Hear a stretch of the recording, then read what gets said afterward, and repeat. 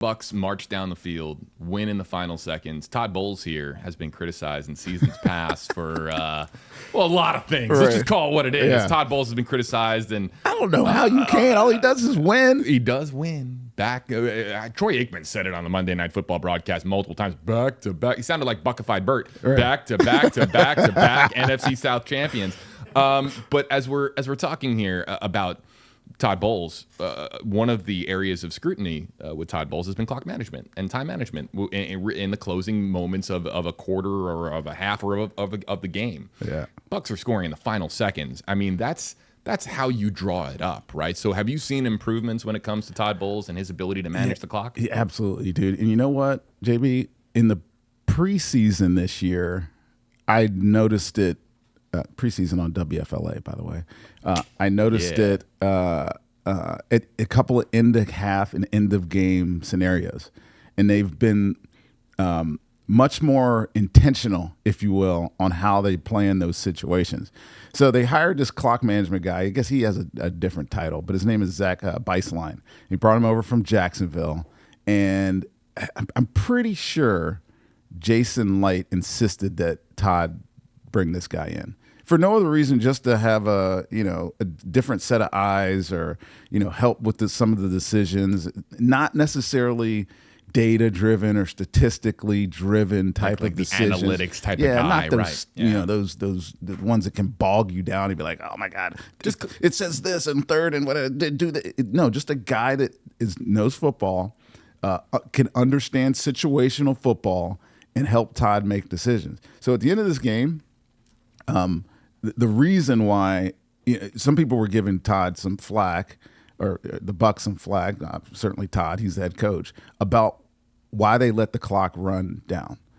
And there's a reason for it. I mean, I haven't talked to them about this, but I thought it was a great decision. Managing the time that you're giving your opponent back after you score. Because they had that big play, Bucky Irving, the 22-yard play. Don't take a timeout, and then they throw that pass to Mike Evans, right, down on the 5-yard line. Don't take a timeout, and he throws the ball to Kate Otten, takes timeout. So they've only used one timeout at this point, right? John Gruden used to say this all the time, and it makes you understand why clock management is important. He goes, you know what? I've never lost a game of my life. I've just run out of time. That's a Michael Jordan quote? I think it's John used to say it all the time. I don't know who said it originally. He probably stole it from somebody. John steals stuff from everybody. So who knows? But it's the truth. What their clock management plan did in that game was completely eliminate any opportunity for Houston to get back in that game. Because they want to gave the ball back with 6 seconds after Rashad scored or whatever. You're not scoring. And the reason was important because the fact that they missed the 2-point conversion and kept it a one possession or one score game, if you will. If you have like a long kickoff or a long play after the kickoff, and then all of a sudden Houston just needs a miraculous field goal, you lose the game. But by the way they managed the clock, you eliminated that possibility. I thought it was great. So. Yeah, he can take flack for all he wants. I mean, he had some noted issues in the past, including like last January, right, with some clock management issues. He's been taking a task on it.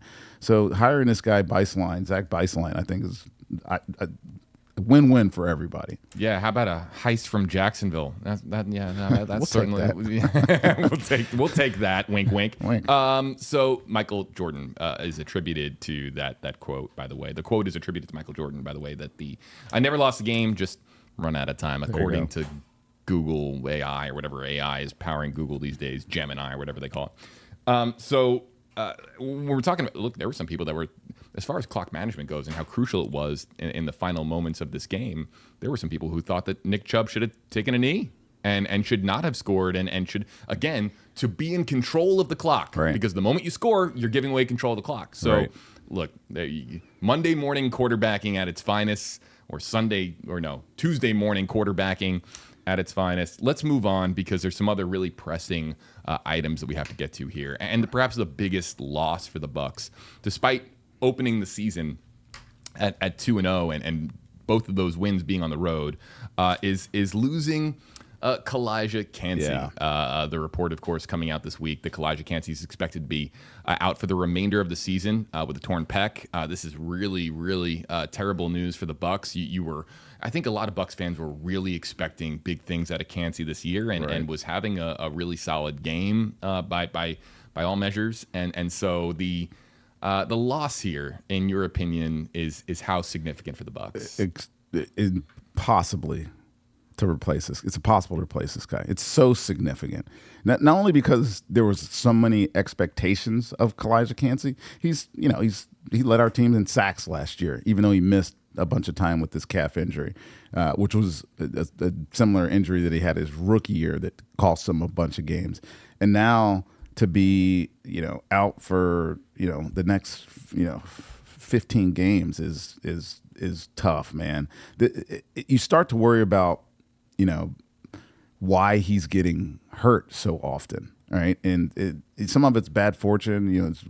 People ask me, like, telling some people the other day, it's like, and they didn't know. You never missed a game in your career with the Bucs? And I was like, it's luck. I never had an injury that prevented me from playing. I mean, I had injuries, but they didn't prevent me from playing. He's now had 3 successive years of injuries that are preventing him from playing, and he has the potential to be the best defensive lineman in our building. And just that he keeps getting hurt when he has such a propensity to dominate game. He was dominating that game. The play before he got hurt was when he completely dumped that offensive guard. He made him look like he was 150 pounds, and then had that tackle for loss. I don't know if that's when he got hurt, but the next snap, it was a scramble by CJ, and he was running around the pocket, and Kalijah wasn't chasing him.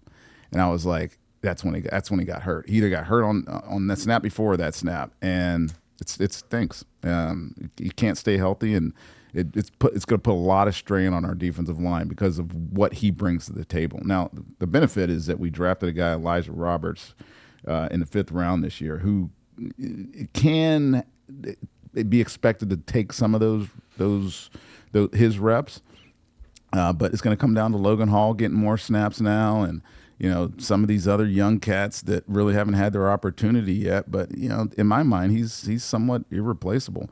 The good thing is we have a guy too, like Greg Gaines, and nobody ever expects much about Greg Gaines, except when you watch Greg Gaines, all he does is produce. So we got some bodies that can come out for this, but I just feel bad for the kid. I feel bad for him. If you're Todd Bowles, do schemes change because he's so irreplaceable? Does your strategy week to week now without a Kalijah Cansey look that much different when you're trying to get after the quarterback? Yeah, I mean, Todd does a really good job of scheming up pressures anyways, so that part will probably be more emphasized because you love to rush with 4. Just 4-man rush. You get 7 guys in coverage.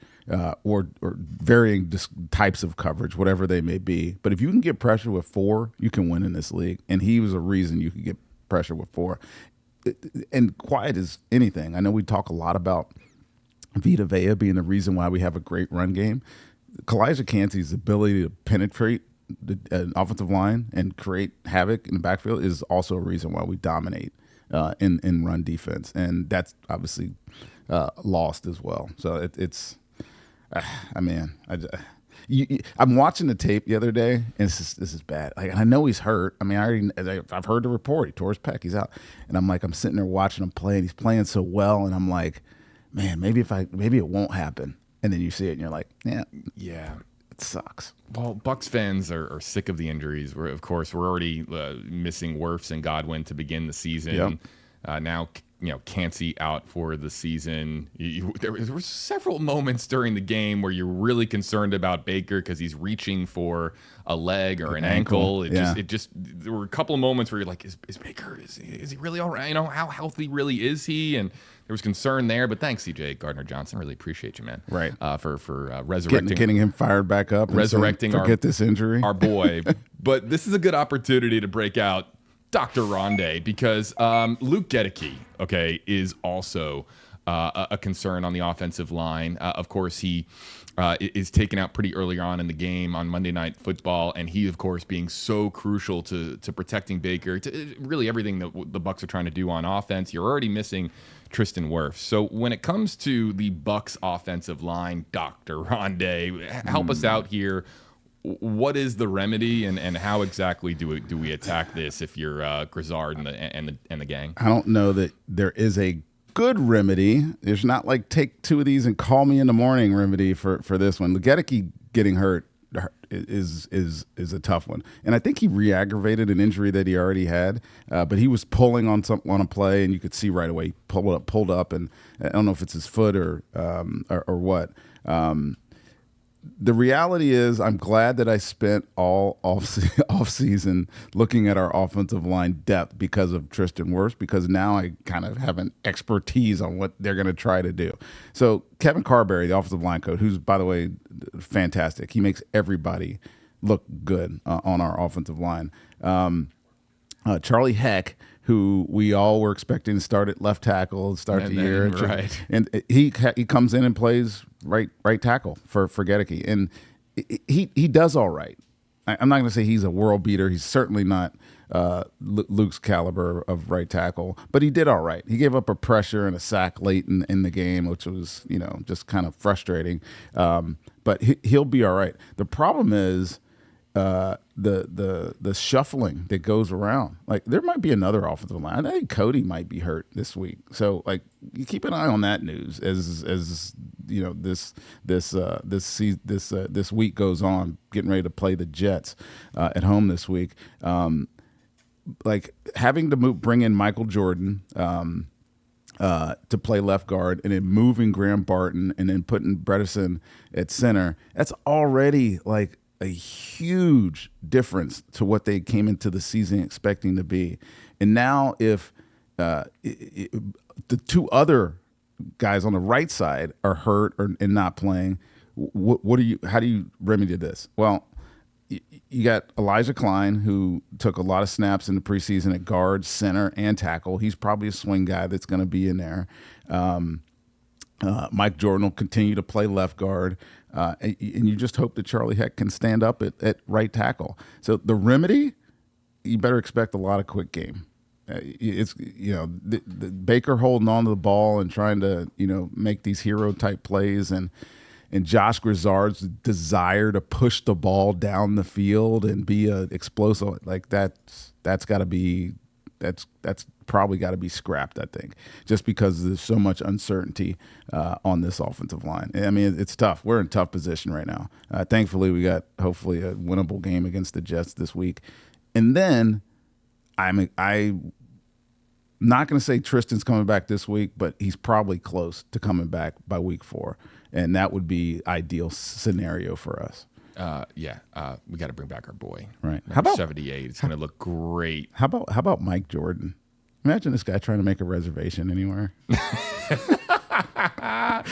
And he's got all these awesome quotes attributed to him. Right. Never lost a game, just run out of time. Right. Man. But how about Mike Jordan in Tampa? Either people won't believe you that you're making a reservation, or they're going to be disappointed when you show up. Be like, oh, you're 6'8", 290-pound offensive lineman. I thought you were Mike Jordan. It's still a Tampa Bay Buccaneer. I mean, it's a professional athlete. And also totally confused because I forget which team he plays for. There's a Kobe Bryant in the league, too. Yes. So we have Michael Jordan and Kobe Bryant playing football in the NFL. And I'm just completely thrown for a loop every time I hear these names. Right. But look, with Baker and with the offensive line, gotta protect Baker, and it's a sobering reminder across the NFL landscape that you got to protect your quarterback. More on that when the Rondé Barber Show returns.